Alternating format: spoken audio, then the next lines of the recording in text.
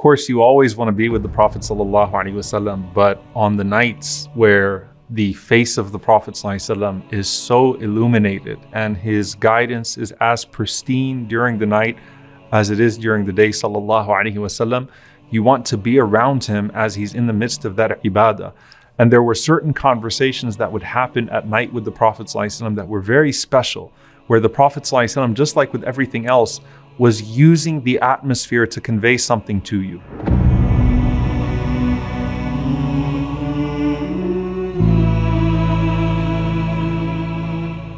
First and foremost, what everyone already knows about the Prophet ﷺ in the last 10 nights. كان رسول الله صلى الله عليه وسلم إذا دخل العشر أحيا الليل وأيقظ أهله.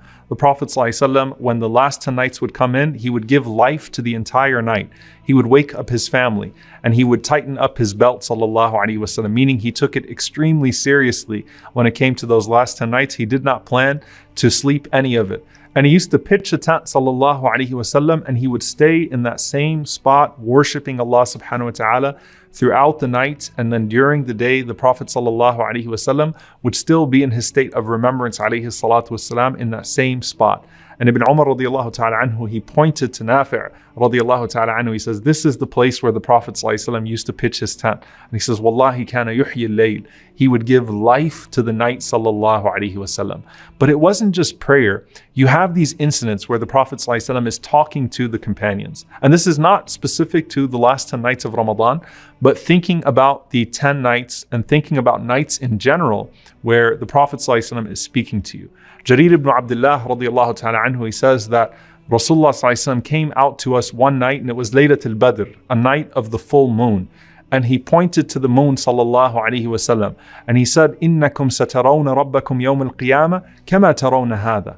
That you will see your Lord on the day of judgment just as you see this full moon, and you will have absolutely no difficulty in seeing him. Ubay ibn Ka'b radiallahu ta'ala anhu says, on a normal night, when 1/3 of the night would pass, the Prophet ﷺ would get up and he would call out to the people. And listen to this, subhanAllah, how he wakes the people up. أَيُّهَا النَّاسُ اذْكُرُوا اللَّهِ. O people, remember Allah. جَاءَتِ الرَّاجِفَةِ تَتْبَعُهَا الرَّادِفَةِ. The first blow of the trumpet has come and it will be followed by the second blow. جَاءَ الْمَوْتُ بِمَا فِيهِ. Death has come with all that it comprises. Death has come with all that it comprises. The Prophet ﷺ was reminding the people of how short this life is and to focus on death even in the night, sallallahu alaihi wasallam. And this was on a normal night. So how would it have been on the last 10 nights, sallallahu alaihi wasallam? And what would you have done had you heard those words from the Prophet sallallahu alaihi wasallam from your living room? Would you have not gotten up and started to pray and think about those moments that you will ultimately return back to your Lord?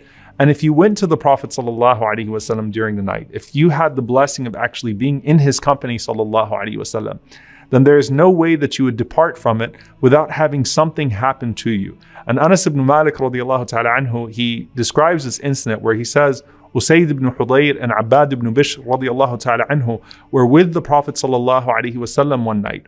And as they were sitting together in the dark night, when they left him alayhi salatu wassalam, they had these two lights in front of them. And those lights were going forth in front of them. SubhanAllah, just like the description on the day of judgment for the believers. These lights were moving in front of them. And as they got to a point where they would part from one another, each one of them was accompanied by a single light all the way until they walked back into their house. So if you were with the Prophet ﷺ, not only would his blessing have rubbed off on you in the night, not only would you have heard something that would have awoken your heart during the night, the way that the Prophet ﷺ's heart was always awake, but you even had some incidents where people walked away with actual light from the Prophet ﷺ on that night. And if you were blessed to catch Laylatul Qadr with the Prophet ﷺ, what was the scene? Ibn Abbas radiallahu ta'ala anhuma describes it. When the Prophet ﷺ was praying with the Sahaba and they knew that it was Laylatul Qadr, it was a calm, cool night, and they saw the face of the Prophet ﷺ prostrated in the mud and in the water. And he would lengthen his sujood ﷺ. And when he would rise up, you could see his forehead and his nose covered in mud and the tears coming down from the eyes of the Prophet ﷺ. And that was on the 23rd night of Ramadan that year. But of course, Laylatul Qadr is to be sought every single night of these blessed last 10. صلوا عليه صلوا عليه صلى الله عليه وسلم.